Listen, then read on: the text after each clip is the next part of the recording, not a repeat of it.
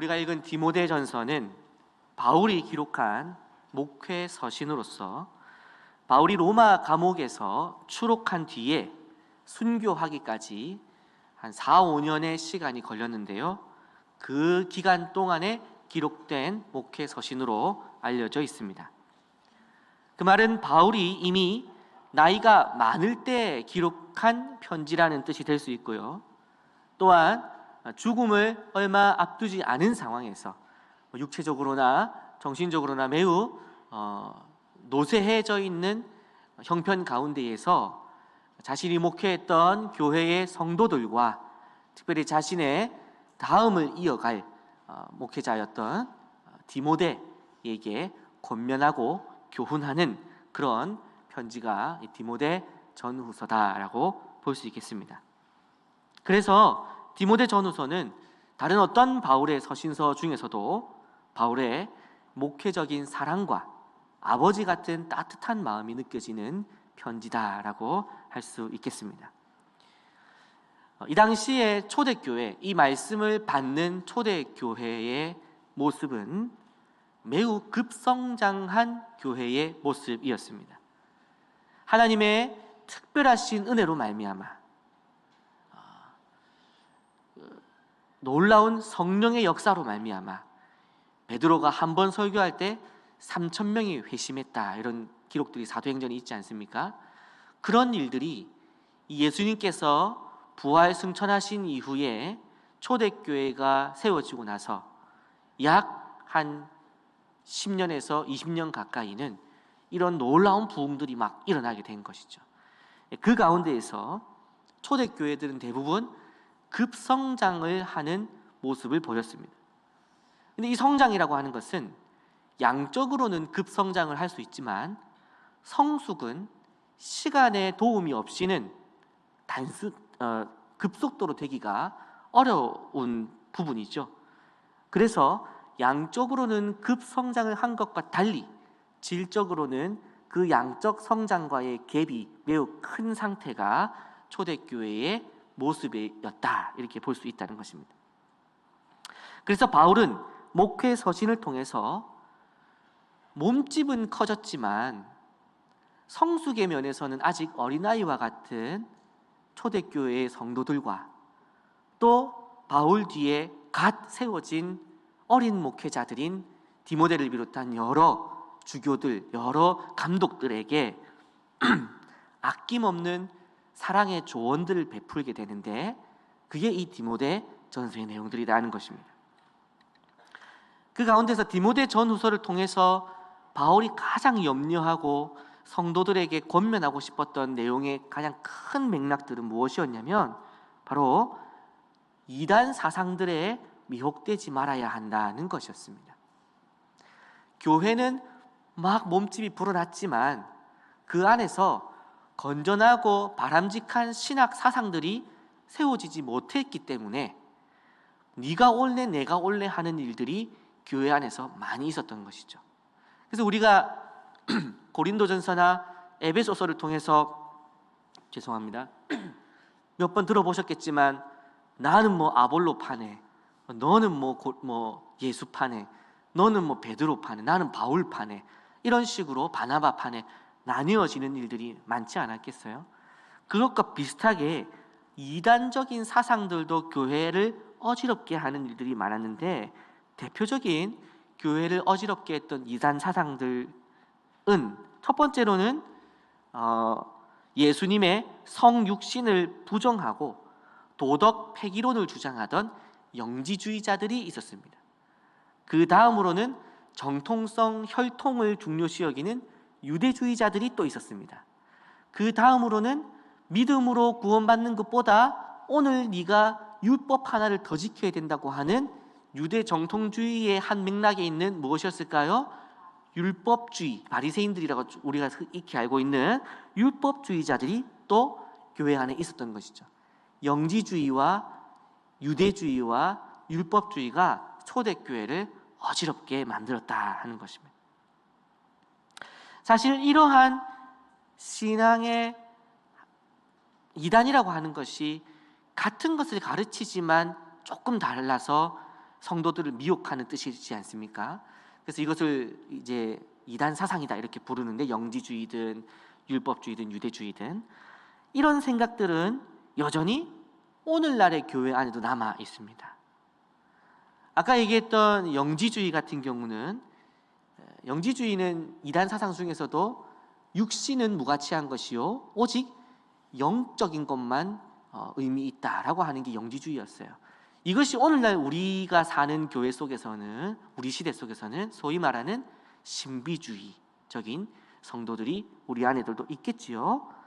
또 어떻습니까? 유대주의 같은 경우는, 그 당시에 유대주의는 유대 정통주의, 전통, 내가 그래도 다윗 38대 손인데 이게 중요한 시대였다고 한다면, 오늘날 교회 안에도 아버지가 장로였네, 또 정통이 그렇네, 우리 교회는 옛날부터 이렇게 했네 하는 전통과 정통을 따지는 정통주의가 여전히 비슷하게 남아있다는 것입니다.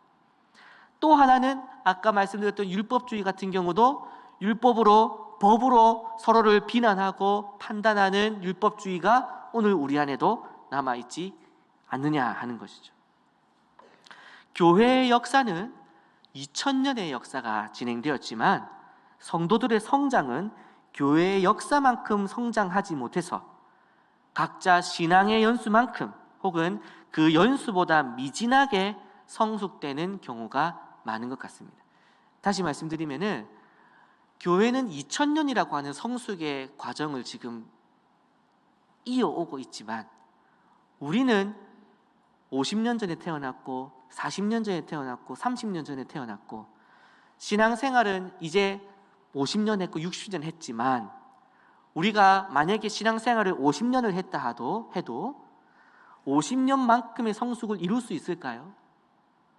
보통은 50년의 신앙생활을 했으면 절반, 25년치의 성숙을 했다면 그 성도는 굉장히 성숙한 성도라 볼 수 있을 것입니다.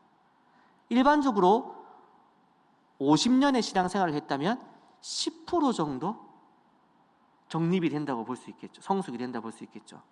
잘 성숙하지 못한 성도는 연수는 채워졌다 할지라도 아직 어린아이와 같은 신앙의 성숙도를 가지는 경우도 있지 않겠냐 하는 것입니다. 그만큼 신앙의 성숙은 어렵습니다. 특히 우리는 주의 말씀을 대할 때마다 아침마다 새롭고 늘 짜릿하고 새롭기 때문에 우리의 신앙이 마치 오늘 처음 시작하는 것 같고 오늘 태어난 것 같은 그런 심정을 우리는 늘 머물러 있더라 하는 것입니다. 어쩌면 그런 관점에서 2021년도에 우리 성도님들에게 디모데전서를 살펴보는 것은 적절한 권면이 될 수 있겠습니다. 왜냐하면 지난 한 해 동안에 우리는 특수한 상황 때문에 우리의 신앙생활에 성장과 성숙에 지대한 어려움이 있었다는 것입니다. 대부분 2020년을 지나면서 아닌 분도 계시겠지만은 신앙적으로 가라앉고 멈추고 하나님과 멀어진 성도님들이 많다 그럽니다. 물론 우리 성도님들 중에는 특별한 하나님의 은혜로 오히려 더 깊고 풍성한 신앙 성장을 이루신 분도 있을 줄로 믿습니다만은, 평균적으로는, 기본적으로 우리가 하나님의 은혜를 누리고 신앙의 성장과 성숙을 이루기 위해서는 예배에 나가야 하고 나눔을 해야 되고 말씀을 들어야 되고 기도를 해야 되잖아요. 그런데 예배와 말씀과 기도를 못하는데 어떻게 신앙의 성장과 성숙이 있을 수 있겠냐는 것입니다. 그렇다고 한다면 상식적으로 생각해 볼 때 우리 대부분의 성도들이 아주 열심을 내지 않았다면, 작년과 같은 형태를 그냥 그대로 남들과 비슷하게 했다면 우리 대부분은 영적으로 정체됐든지 도태됐든지, 우리의 성숙이 한 해 더 성숙되지 못하고 대부분은 그대로 머물렀든지 아니면은 처음으로 돌아갔을 가능성이 높다는 것입니다. 특히 대사회적으로 기독교 이미지가 매우 나빠지고 반기독교 정서가 더 확산돼가는 시대 속에서 우리가 신앙생활에 더 힘을 낸다, 우리가 신앙적 성장과 성숙을 도모한다, 이것 자체가 너무나 쉽지 않은 대단히 큰 결단과 노력, 그리고 특별한 하나님의 은혜가 없이는 결코 불가능한 일이었다고 보여진다는 것입니다. 다시 말씀드립니다. 우리가 작년 같은 형태에서는 신앙의 성장과 성숙을 이루려면 개인적인 대단한 노력과 결단, 그리고 하나님의 특별한 은혜, 이 세 가지가 동시에 이루어지지 않고는 신앙의 성장과 성숙을 이룰 가능성이 거의 없다는 것이죠. 그러면 우리들 가운데에 작년 한 해 동안에 대단히 노력하고 결단을 하면서 동시에 특별한 은혜를 받은 분이 아니라면 우리는 다 영적으로 깊은 침체 속에 있을 가능성이 높다는 것을 오늘 말씀을 드린다는 것입니다. 슬픈 일이죠. 그래서 오늘 이 말씀을 통해서 우리는 하나님께서 우리를 어떻게 회복시키시고 하나님께서 우리를 어디로 가기를 원하시는가를 살펴보기를 원한다는 것입니다. 바라기는 우리 함께하는 교회와 우리 함께하는 교회 성도님들은, 우리 함께하는 교회와 함께하는 교회 성도님들은 모두가 신앙생활하기 어렵다고 하고 모두가 영적으로 침체되어가는 이 시기에 우리 교회는 성장하고 성숙하고 우리 성도님들은 하나님의 풍성한 은혜를 누리시는 성도님들 되시기를 주님의 이름으로 축복합니다. 간절히 소망합니다. 11절 말씀을 보시면 바울은 너 하나님의 사람아 이렇게 디모데를 호명하고 있습니다. 구약에서 하나님의 사람이라고 하는 칭호는 모세나 다윗이나 엘리야 같은 자들에게 붙여지던 칭호였습니다. 그런데 젊은 목사 디모데에게 너 하나님의 사람아 라고 부른다는 것은 그냥 보통 의미가 아니라는 것이죠. 바울은 왜 디모데에게 너 하나님의 사람아 라고 불렀느냐? 이것은 디모데를 그냥 한번 띄워주고 높여주기 위함이 아니었습니다. 디모데의 마음을 칼로 찌르듯이 정신을 확 깨워주기 위해서 너 하나님의 사람아 라고 불렀던 것입니다.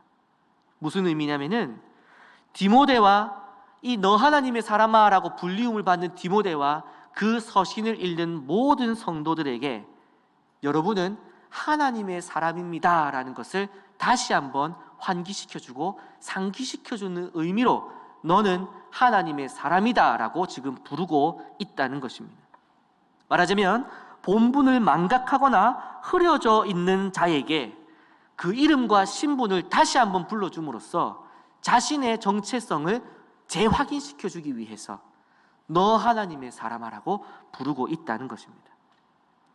성도님 여러분, 모세와 다윗에게나 붙여지던 이 하나님의 사람이라고 하는 칭호는 오늘 디모데 전서에서는 디모데에게 칭해져 있지만 자리에 앉아 계시는 모든 성도님들에게 붙여지는 칭호라는 것을 잊지 마시기 바랍니다. 성도님 여러분, 우리는 하나님의 사람입니다. 우리가 보기에 우리의 모습이 초라하고 하찮을지 몰라도 우리가 보기에 우리의 모습이 하나님과 너무 멀어져 있고 어쩌면 하나님께 돌아갈 수 없을 만큼 멀어져 있는 것 같은, 내가 몸은 지금 예배당에 나와 있지만 내 마음은 이미 하나님과 단절된 것 같은 마음에 나는 하나님의 사람이 아닐 것이라고 생각되신다 할지라도 성경을 힘입어 말씀드리기는 우리 모두는 하나님의 사람인 줄로 믿으시기 바랍니다. 우리는 왕 같은 존재이며 제사장 같은 존재이며 하나님에게 직접 이름을 불리움받아 택함 받은 존재이며 그로 인하여 하나님의 소유된 백성인 것을 믿으시기 바랍니다. 그래서 하나님의 사람은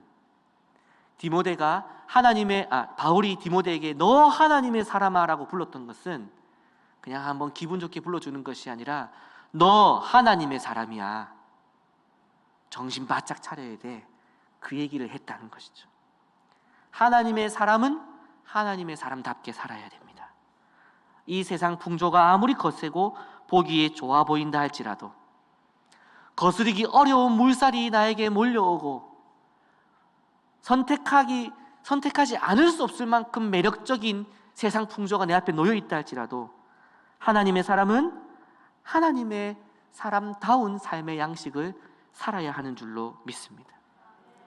포로로 잡혀 포로 수용소에 들어간 왕이 비록 죄수복을 입고 간수가 배식해주는 음식을 받아 먹는다 할지라도 그가 여전히 왕의 품격을 잃지 않을 때는 그는 왕의 존재를 잃어버리지 않습니다. 우리는 하나님의 사람으로서의 존재를 놓치지 말아야 하고 하나님의 아들, 왕의 아들, 왕의 딸다운 품격을 잃지 않아야 한다는 것입니다.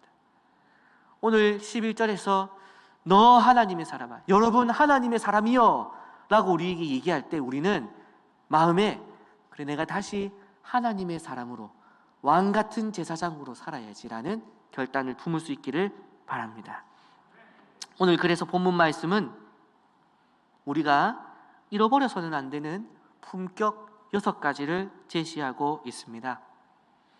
하나님의 사람이라면 드러내야 되는 모습, 하나님의 사람이라면 잃어버려서는 안 되는 것, 하나님의 사람이라면 빼앗겨서는 안 되는 덕목이 있다는 것이죠. 그게 6가지인데요. 이것들은 그냥 우리가 가만히 있어서 지켜지는 것이 결코 아니라 그럽니다. 12절에 보면 믿음의 선한 싸움을 싸워야 한다 그러죠. 믿음의 품격을 지키기 위해서는, 하나님의 사람다운 삶을 살기 위해서는 피 흘리기까지 싸우는 싸움이 있어야 된다는 것입니다. 이 싸움을 싸워나가기 위해서 우리는 무엇을 지켜야 하는가? 그것을 6가지를 살펴보도록 하겠습니다. 2가지씩 나눠서 3번을 볼 것인데요. 먼저 첫 번째로는 11절 말씀의 앞부분에 있는 공의와 경건, 의와 경건을 따르라고 되어 있지요. 하나님의 사람이 그 품격을 유지하기 위해서 우리는 의와 경건을 따르는 삶을 살아야 하는 줄로 믿습니다. 여러분은 중요한 결정을 내릴 때 무엇을 기준으로 삼으십니까? 물론 여러분들 머릿속으로는 나는 성경을 내 삶의 기준으로 삼는다라고 생각하시겠지만은 우리가 우리 자신을 더 면밀하게, 더 솔직하게 살펴보면 성경의 기준보다는 내 삶의, 내 소견에 옳은 대로 선택하고 살아갈 때가 더 많다는 것을 스스로 잘 아실 것입니다.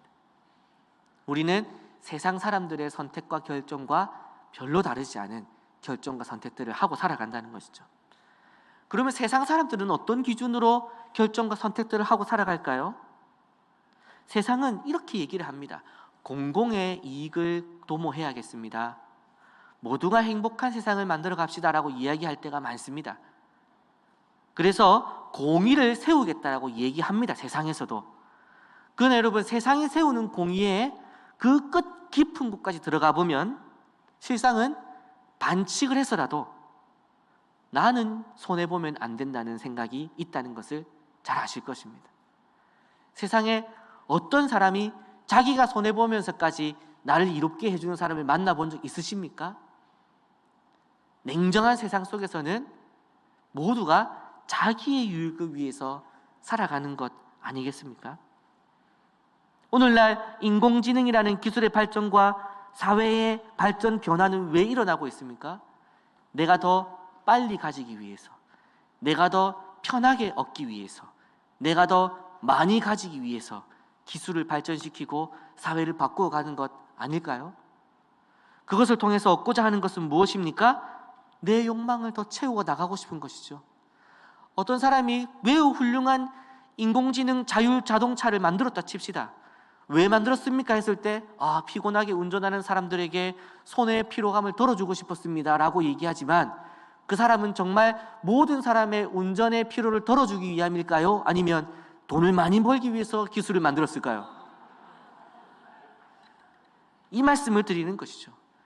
세상의 모든 선택과 발전과 노력과 열심들은 다 결국은 자기의 유익을 위해서 한다는 것입니다. 나에게 이익이 되는가? 나에게 손해는 없는가? 나에게 이익이 된다면 수단과 방법을 가리지 않고 이익을 얻기 위해서 노력하는 것이 인간적인 모습들이다는 것입니다. 그러나 사랑하는 성도님 여러분, 오늘 이 말씀을 통해서 우리가 기억하고 하나님의 사람답게 살기 위해서 기억해야 되는 것은 하나님께서는 돈이 되냐 안 되냐를 가지고 인생의 기준을 삼지 말고 그것이 하나님 앞에 의로운가? 그것이 하나님의 자녀다운 삶인가를 우리의 삶의 기준으로 삼으라고 말씀하고 있다는 것입니다. 잠언 21장 3절에 보면 공의와 정의를 행하는 것은 제사를 드리는 것보다 여호와를 기쁘게 한다고 얘기했습니다. 우리가 많은 것을 가지고 하나님 앞에 올려드린다 할지라도 하나님께서 기뻐하는 방식이 아니었다면, 하나님을 닮은 모습이 아니라면 하나님은 그 많은 것을 무가치하게 여기신다는 것을 얘기한다는 것이죠.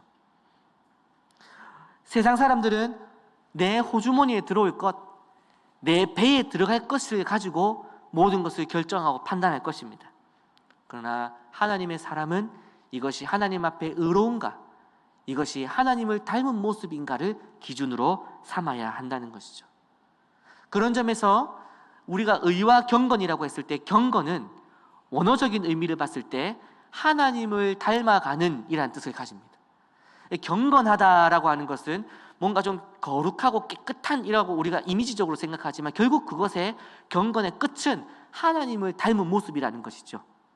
의와 경건을 따라가는 것은 하나님 앞에 하나님을 기쁘시게 하는 결정을 하고, 하나님이라 하면 어떻게 하셨을까? 하나님을 닮아가는 것이니까 내가 지금 이 손해를 감수하고서라도 이것을 해야 될까 말아야 될까를 고민할 때 하나님이라면 어떻게 하셨을까라고 했을 때 그 결정에 따라야 한다는 것이 오늘 성경이 우리에게 주는 권면이라는 것입니다. 사랑하는 함께하는 교회 성도님 여러분, 시대의 풍조가 거셉니다. 또 시대의 변화도 빠릅니다.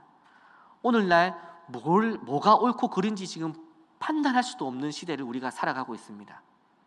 이럴 때 우리가 깨어있지 아니하면 하나님과 아무 상관없는 마귀의 사람으로 살아갈 수 있다는 것을 엄중히 기억하셔야 됩니다. 그렇기 때문에 오늘 말씀은 우리에게 권면하는 것입니다. 바로 이러한 시대에 우리는 깨어서 하나님의 사람은 어떻게 살아야 되는지를 눈을 뜨고 바라보고 깨어서 선택하는, 결정하는 삶을 살아야 한다는 것이죠.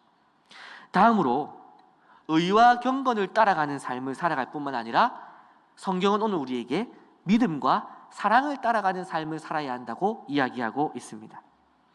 우리가 다른 것을 다 포기한다 해도 포기하지 말아야 할 것, 믿음, 소망, 사랑. 믿음, 소망, 사랑.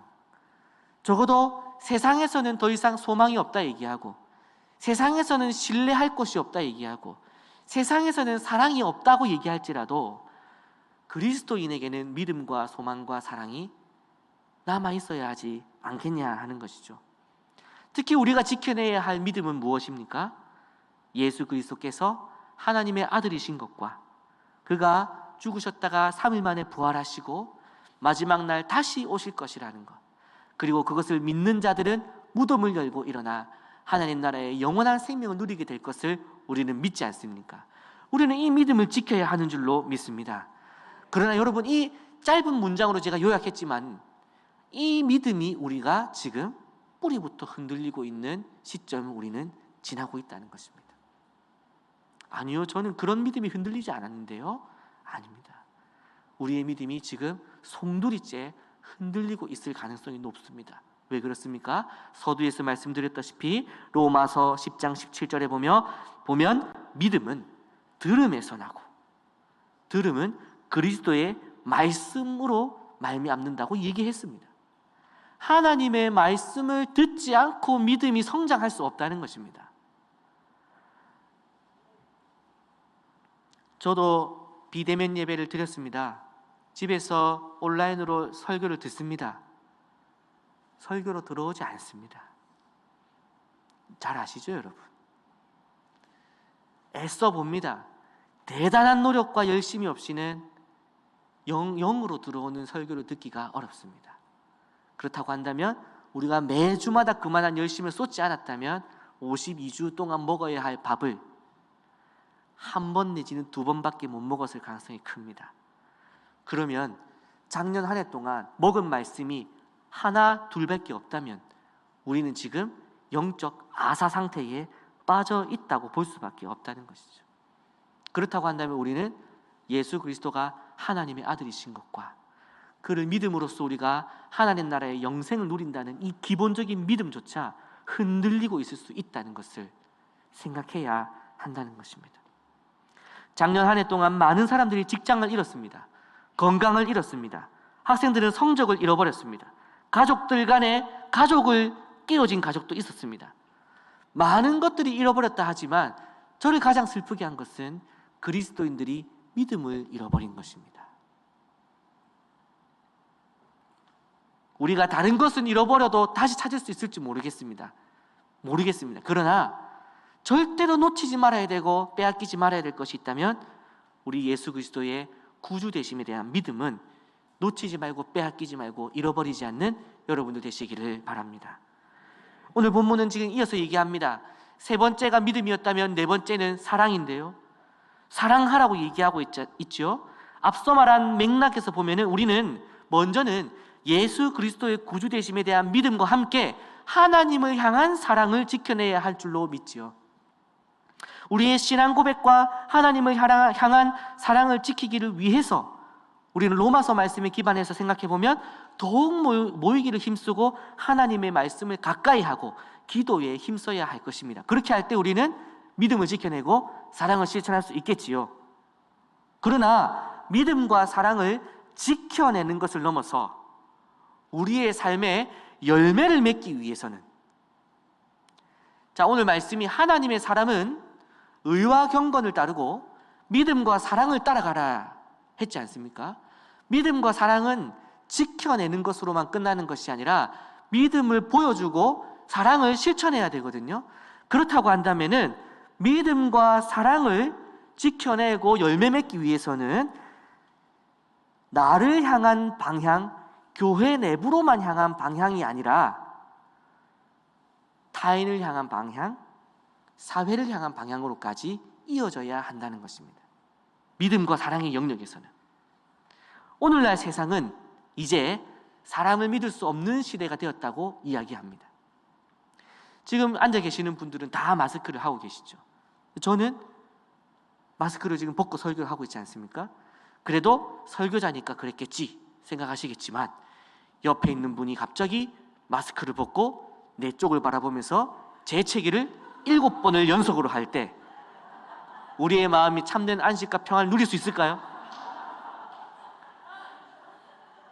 지금은 이제 20% 대면 예배가 허용되어서 이렇게 앉아 계시지만, 그래도 한 의자에 2분씩 앉아 계시지만 100% 대면 예배가 풀려져서 한 의자에 7명씩 꽉꽉 앉아가지고 앞뒤로 틈없이 앉아있고, 내가 평소에 또 마침 마음에 별로 들지 않았던 그 성도님이 내 옆에 허벅지와 어깨를 비비며 앉아있을 때에 우리는 마음의 기쁨을 가지고 예배를 드릴 수 있겠느냐 하는 것입니다. 우리는 이미 사회적 거리, 1년 동안 두었던 이 거리가 약 1.5m에서 2m라고 하는 거리가 편해져 버린 시대를 살고 있다는 것입니다. 명절에 윗집에서 조금 시끄러우면은 5인 이상이네, 신고해야겠네, 그런 생각을 가지는 게 오늘날의 시대라는 것입니다. 사랑도 없고 믿음도 없는 시대를 살아가고 있죠. 더 슬픈 것은 1, 2월에 있었던 뉴스들입니다. 부모가 자녀를 믿을 수 없고 생후 2주가 된 자녀도 부모를 믿을 수 없는 시대입니다. 생후 2주밖에 안 된 아이를 죽이는 부모가 있는 시대가 지금 시대 아닙니까? 누구를 믿을 수 있으며 누구를 사랑하고 있냐는 것입니다. 세상은 믿음이 없어지고 소망이 사라지고 사랑이 식어진 시대로 흘러가고 있지만, 그리스도인은 어떻게 해야 됩니까? 하나님의 사람은 어떻게 해야 됩니까? 사람을 믿어주고 사람을 사랑해 주어야 하는 줄로 믿습니다. 사랑하는 성도님 여러분, 세상이 갈수록 사람을 의심하고 사랑이 식어가고 있을 때 우리는 더욱 사람을 믿어주고 사랑해 주어야 할 것입니다. 여러분, 우리 가족 중에서 가장 의심 많고 정 없는 사람 꼽아보라 했을 때 혹시 나는 그렇게 생각 안 하는데 우리 가족들은 나를 꼽고 있지는 않을까요?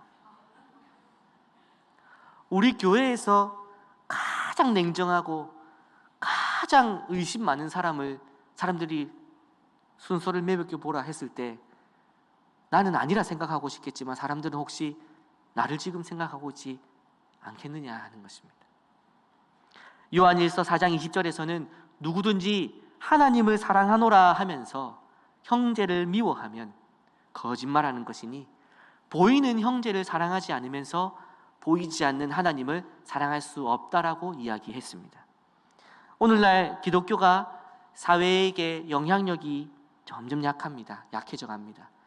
나아가서 영향력이 약해질 뿐만 아니라 지탄을 받는 시대를 우리가 살아가고 있는데요. 그 내용을 살펴보면 기독교의 이중적인 모습, 하나님을 사랑한다고 하면서 이웃은 사랑하지 않는 모습들을 날카롭게 꼬집고 있는 것들을 보게 됩니다.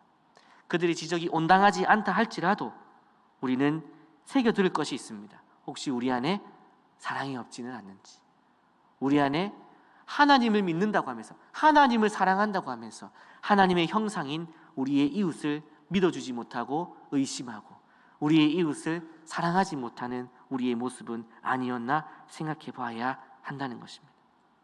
바라기는 이 말씀의 빛 앞에 우리를 거룩하게 조명해 보고 우리가 정말 냉정한 사람이라면, 우리 안에 사랑이 없었다면, 우리 안에 믿음이 없었다면 다시 한번 하나님을 향한 믿음을 회복하는 만큼 우리 가족과 이웃을 향한 믿음을 회복하고 하나님을 사랑하노라고 열심을 내는 만큼 우리 형제와 자매를 사랑하는 데 힘을 쏟는 여러분 되시기를 축복합니다. 이제 마지막으로 첫 번째, 두 번째, 세 번째, 네 번째를 보았습니다. 의와 경건을 따라가야 합니다. 믿음과 사랑을 지켜내고 실천해야 합니다 했습니다. 마지막 다섯 번째, 여섯 번째는 무엇이겠습니까? 인내와 온유입니다. 공의를 따라가고 경건을 힘쓰고 믿음을 지키고 사람을 사랑하는 것은 어쩌면 온유와 인내에 비하면 상대적으로 쉬워 보입니다. 왜냐하면 이런 것들은 의를 따라가고 경건을 따라가고 믿음을 지키고 사람 사랑하는 것은 그래도 나에게 결정적인 손해를 주는 것은 아닌 느낌이 있거든요. 그런데 인내하기와 온유하기는 이 어려운 이유가 무엇이냐면 여러분 이런 표현들을 아시죠? 만만하게 보이면 얕잡아 본다고 하죠. 죄송한 표현이지만 호구가 진상을 만든다 들어보셨습니까? 가만히 있으면 가만히인 줄 알고 보자 하면 보자기인 줄 안다, 이런 얘기들 하지 않습니까? 인내하고 온유하는 것은 적극적으로 가만히가 되고 보자기가 되고 호구가 되는 것을 의미합니다. 우리가 이렇게 하지 않습니까? 몇 번은 참아주죠. 인내하죠. 몇 번은. 하지만 한 번은 큰 소리 쳐야 된다고 생각하지 않습니까? 너무 받아주면, 끝없이 받아주면은 어린아이도 받아주면 할아버지 수염 뜯는다고 하지 않습니까? 그러니까 어느 정도 선을 넘으면은 이건 안 되지 하고 큰 소리 한번 쳐야 된다 생각하지요. 웬만하면 웃으며 좋게 넘어가려 하지만 아닌 문제에서는 소매 한번 제대로 걷어붙여야 된다고 생각하지 않으십니까? 우리는 그렇게 생각합니다. 저도 그게 틀렸다고 생각하지는 않습니다. 끝없이 하면은 정말 보자기인 줄 알더라고요. 그런데 오늘 성경이 우리에게 지금 얘기하는 게 무엇이냐? 그것은 세상적인 생각이고 온유하고 인내하시라, 적극적으로 져라 얘기하고 있는 것입니다. 인내와 온유의 핵심은 지는 것입니다. 봐주는 것이 아닙니다. 내가 여전히 내 자존심과 내 권위를 가진 채 내가 봐줬다, 내가 한번 하면은 알지, 내 성격 알지, 내 존재감 알지, 내가 누군지 알지, 내가 한번 소리치면 구소동 다 떨리는 거 알지, 참는 거다 하는 게 아니라 진짜로 지는 것이죠. 그거를 그리스도인에게 요구하고 있는 것입니다. 그래서 제가 사랑, 믿음, 경건, 공의보다 온유와 인내가 더 어려워 보인다고 말씀드린 이유가 이것입니다. 완전히 승복하고 굴욕적인 패배를 의미합니다. 예수님께서 이것을 모범으로 보여주셨습니다. 예수님은 언제든지 로마를 멸망시키고 스스로 왕이 될 수 있는 권세와 능력이 있으십니다. 그러시지요? 그런데 예수님께서는 로마의 군인들의 모욕을 당하시고 채찍질을 당하시고 침뱉음을 견디시면서 십자가에 못 박혀 배에 옆구리에 창을 찔리면서 죽임을 당하셨습니다. 적당히 몇 대 맞고 내 목소리를 보여주지 않으셨습니다.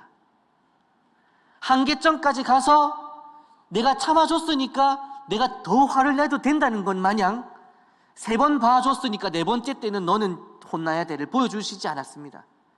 3번, 4번, 70번씩 7번, 아니 그 이상, 아니 선을 넘다 못해서 죽기까지 주님께서는 견디셨다는 것입니다. 그리고 그것을 우리에게 따라오라고 말씀하셨다는 것이죠. 예수님께서는 우리에게 나와 함께 십자가에 못 박히자 말씀하시는 것입니다. 1부 때와 분위기가 비슷하네요. 그 말은 어렵고 못 들은 걸로 하겠습니다. 하실지 모르겠지만, 사랑하는 성도님 여러분, 시대에서는, 이 세상에서는 가만히 있으면 호구된다, 얕잡아 보이면 안 된다, 싸우더라도 먼저 때려라 얘기할지 모르겠지만, 직장 생활에서는 그렇게 하셔야 했는지 모르겠지만 그거 다 존중합니다마는 말씀 앞에서 우리는 다시 봐야 됩니다. 우리는 절대 목소리 낼 수 없는 존재입니다. 우리는 절대 내 주장할 수 없는 존재입니다.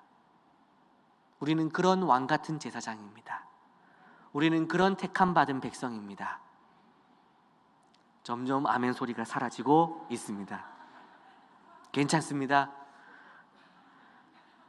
주님께서는 죽기까지 십자가에 못 박히셨는데 우리는 그 자존심 하나를 포기 못해서 멱살잡이하고 악을 쓰고 끝까지 싸워가지고 내 존재감 드러내려 하지 않았습니까?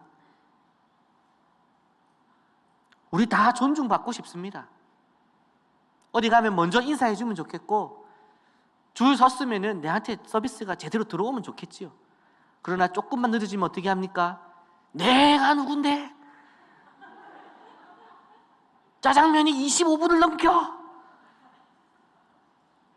70분이 돼도 말할 수 없는 게 그리스도인이라고 성경은 얘기하고 있습니다. 짜장면 70분은 선 넘었죠. 그거는 저도 안 될 것 같은데.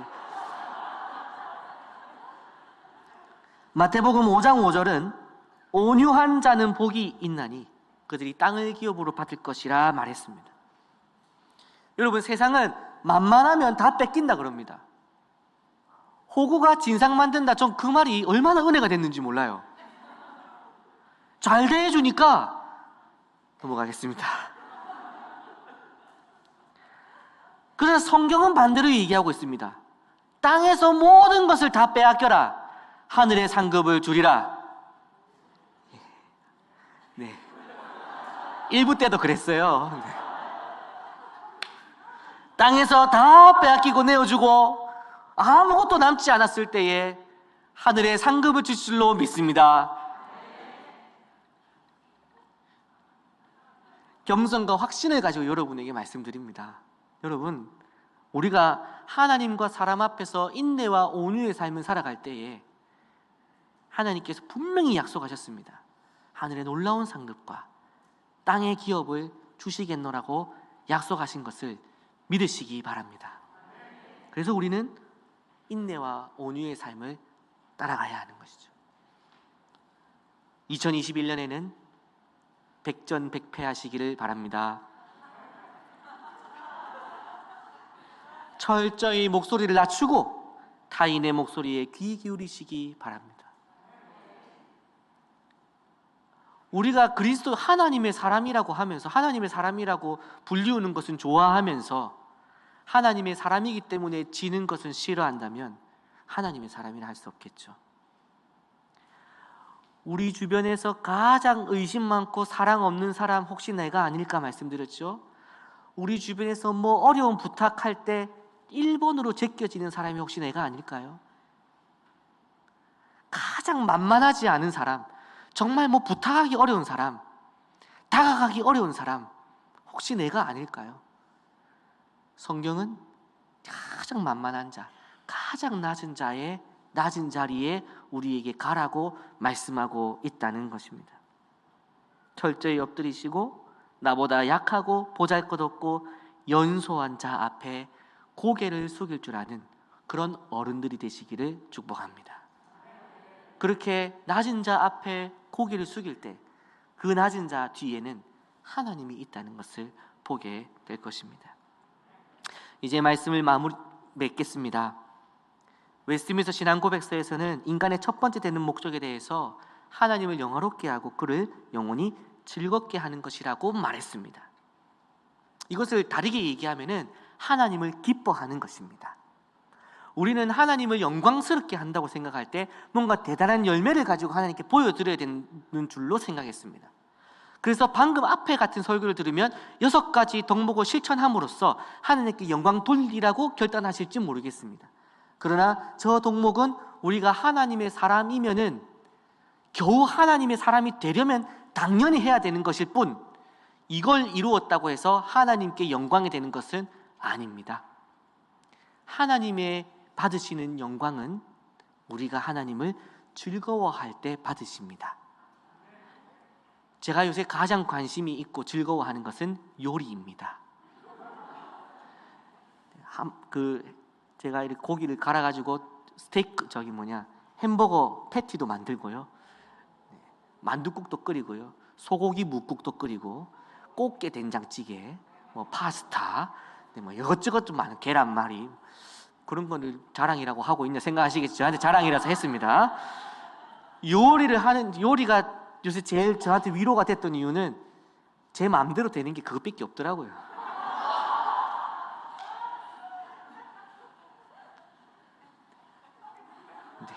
그래서 그냥 요리나 하는 거예요. 그냥 레시피대로 하면 되더라고요.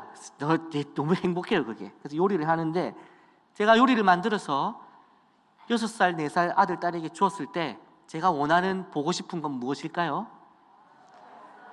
짐승처럼 먹는 것을 보고 싶습니다. 땀을 뻘뻘 흘리면서 막 코로 넣었는지 귀로 넣었는지 막 먹는 게 제일 즐거워요. 제일 행복해요 그렇게 할 때. 그런데 제가 음식을 만들어 줬더니 아들이, 딸이 아버지 이 귀한 것을 제가 어떻게 먹겠습니까? 이것을 제가 완전히 굳혀가지고 머리에 이고 항상 영광스럽게 아버지 영광을 위해서 제가 머리에 쓰고 다니겠습니다 하면 제가 기쁠까요? 안 기쁠까요? 전혀 저에게 영광이 안 되는 것이죠. 제가 그것을 준 것은 무엇을 하라는 것이죠? 먹으라는 것입니다. 하나님께서 우리에게 삶을 주시고 우리에게 영광을 보고 싶은 것은 우리가 즐거워하는 것을 보고 싶어하는 거예요. 하나님 삶을 주셔서 감사합니다. 하나님 오늘도 하루를 또 주셨네요. 하나님과 교제하는 것이 즐겁습니다. 주일날이 죽일 날이었는데 주일날이 행복한 날이 되었습니다. 주님 교제가 너무 행복합니다 할 때 하나님은 가장 영광을 받으신다는 거죠. 제가 우리 아들에게 듣고 싶은 말이 뭔지 아십니까? 아빠, 낳아줘서 고마워요. 내가 삶을 부여해 준 것에 대한 감사, 그리고 그것에 대한 기쁨, 그걸 보고 싶은 거예요. 내가 시켜서 따라해라서 한 게 아니라 진심으로 아빠, 낳아줘서 고마워요. 그거 한번 들어보고 싶어요. 근데 아직 말을 못합니다. 하나님께서 우리에게 보고 싶은 것은 하나님 나 태어나게 해줘서 감사해요. 너무 행복해요. 6가지 지킬 덕목, 특히 인내와 온유는 굉장히 부담스럽지만은 그래도 하나님 감사해요. 하나님 2021년 시작하게 해주셔서 감사해요. 이 감사와 찬양이 있을 때에 하나님께서 우리를 통하여 영광을 받으실 줄로 믿습니다. 오늘 말씀은 우리에게 싸워 지킬 6가지를 말씀했습니다. 이것은 우리에게 숙제일 뿐만 아니라 이것을 통해서 하나님께 영광 돌리는 것이 아니라 이것은 우리의 마땅히 해야 할 의무이고 우리가 하나님과 누려야 할 기쁨은 하나님을 즐거워하고 하나님을 찬양하고 하나님 앞에 춤추는 것임을 또한 잊지 않는 여러분 다 되시기를 주님의 이름으로 축복합니다. 우리 같이 한번 찬양하겠습니다. 이 시간 같이 한번 찬양하고 싶은 것은 이와 같은 때엔이라는 찬양입니다. 하나님께서는 우리의 찬양을 보고 싶어 하시고 우리의 하나님을 즐거워하는 모습을 보고 싶어 하십니다. 그러나 우리의 삶과 현실은 그렇지 않습니다. 우리의 매일의 삶은 고달픕니다. 괴롭습니다. 죽고 싶습니다. 포기하고 싶습니다. 하나님 앞에 영광 돌릴 게 없습니다. 하나님 앞에 찬양 드릴 게 없습니다. 다 안 좋은 소식밖에 없습니다. 하나님, 내가 이 상황에 무슨 찬양을 합니까? 하나님, 내가 지금 이 판국에 노래하게 생겼습니까? 우리의 마음은 그렇습니다. 그러나 오늘 말씀은, 그리고 하나님께서는 우리에게 말씀하십니다. 그럴 때에 노래하라. 이와 같은 때에 노래하라. 이와 같은 때에 감사하라. 함께 찬양합니다.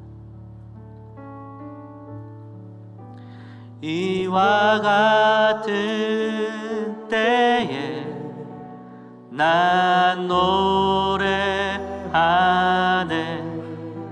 사랑을 노래하네. 주님께 이와 같은 때에 손 높이 드네. 손 높이 드네. 주님께. 주님 사랑해요.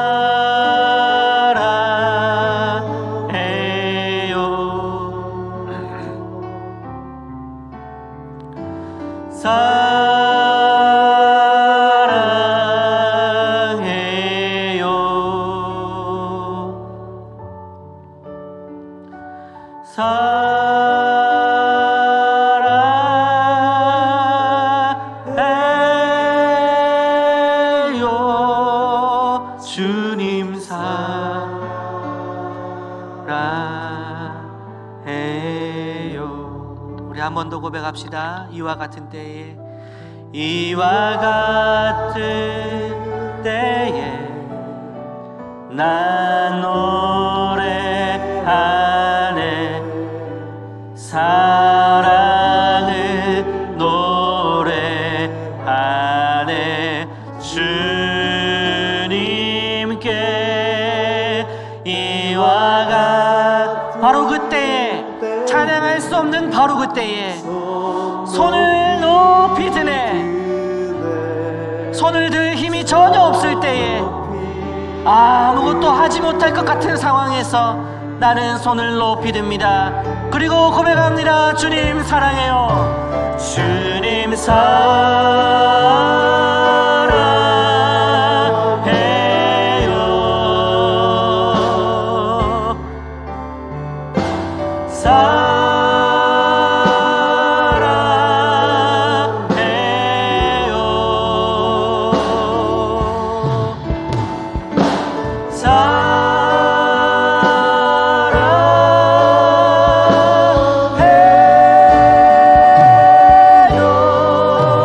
주님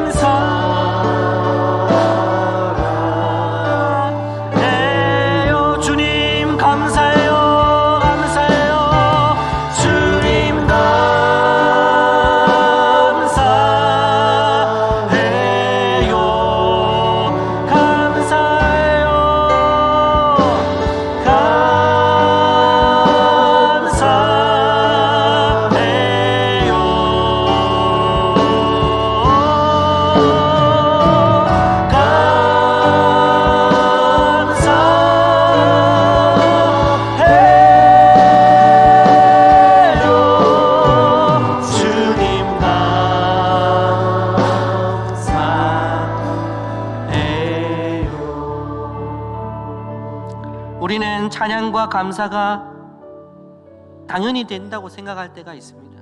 그리고 찬양과 감사가 그런 상황이 될 때 하는 것이라고 생각할 때가 있습니다. 그러나 성경은 그렇게 얘기하지 않습니다. 바로 그때에 찬양하라, 바로 그때에 노래하라, 바로 그때 감사하라고 얘기하고 있습니다. 하기 어렵습니다. 그러나 우리가 이 말씀을 우리의 마음에 심어야 합니다. 그래, 그때 찬양했어야 됐구나. 그 상황 또 오면 내가 뒤돌아서서 노래해야지. 우리 한 번 더 계속해서 찬양하실 때 이번에는 우리의 능력으로는 할 수 없습니다. 그러나 주님 능력 주시면 할 수 있는 줄로 믿습니다.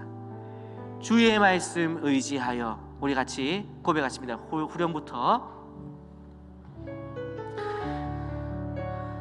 우리 한번 두 손을 높이 들고 주의 말씀 의지하여 깊은 곳에 금을 던질 때에 오늘 그가 놀라운 일을 행할 줄로 믿습니다. 믿음으로 함께 고백합니다.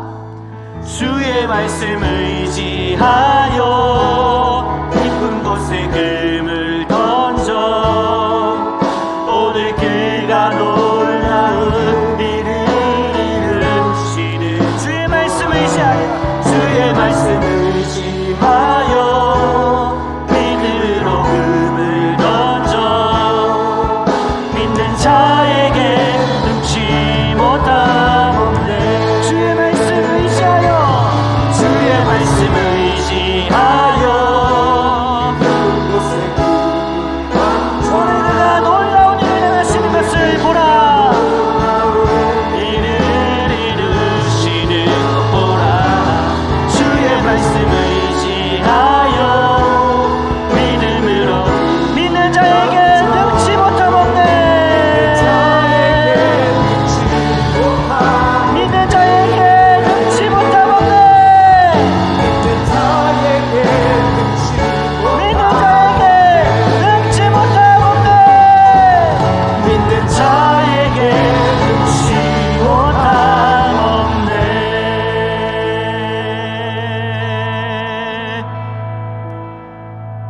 하나님 아버지, 오늘 저희들에게 예배의 자리에 오게 하시고 주의 말씀을 듣게 하시니 참으로 감사드립니다. 그러나 주의 말씀은 우리가 듣기에 우리의 마음을 시원하게 하지 않습니다. 그 요소 가운데 우리의 마음을 위로하긴 하지만 주의 말씀을 실천하기에 부담스러운 말씀입니다. 그러나 이 말씀이 우리의 귀에 들려지게 하시고 우리의 삶에 의와 경건과 믿음과 사랑과 인내와 온유를 실천할 수 있도록 능력을 더하여 주시옵소서. 하나님, 오늘도 예물을 가지고 나아옵니다. 받아주시고 이 예물을 준비해 나갈 때에 정직하게 준비하게 하시고 훔치거나 빼앗지 아니하고 거룩하게 일해서 번 돈으로 물질로 하나님 앞에 올려드릴 때에 주님 영광 받아 주시옵소서. 때로는 없어서, 때로는 일할 기회가 없어서 주님 앞에 빈손으로 나올 때가 있습니다. 긍휼히 여겨주시고 일할 자리와 일할 수 있는 힘과 능력 더해주셔서 많이 준비하여 하나님 앞에 많이 나누고 올려드릴 수 있는 저희들 다 될 수 있도록 복을 더하여 주시옵소서. 육신의 연약함으로 질병으로 병상에 누워있는 성도들을 기억하여 주시고 주님 피 묻은 손으로 어루만지셔서 치유하여 주시옵소서. 굽은 것은 펴지게 하시고 아픈 것은 낫게 하셔서 자리를 털고 일어나 뛰며 춤추며 노래하는 모든 병자들 다 될 수 있도록 주님 은혜를 베풀어 주시옵소서. 학업과 진로와 결혼과 군입대와 여러 가지 유학과 상황들로 사업으로 기도 중에 있는 성도들 기억하시고 기도의 응답을 주시기를 간구합니다. 은혜를 베풀어 주시고 선하게 인도하여 주시옵소서. 감사를 드리옵고 예수 그리스도 이름으로 기도하옵나이다. 주 예수 그리스도 은혜와 하나님의 사랑과 성령의 교통하심이 우리 함께하는 교회 성도님들 머리 위에 또 자녀들 위에 가족 위에 기업 위에 영원토록 함께 있을지어다. 아멘.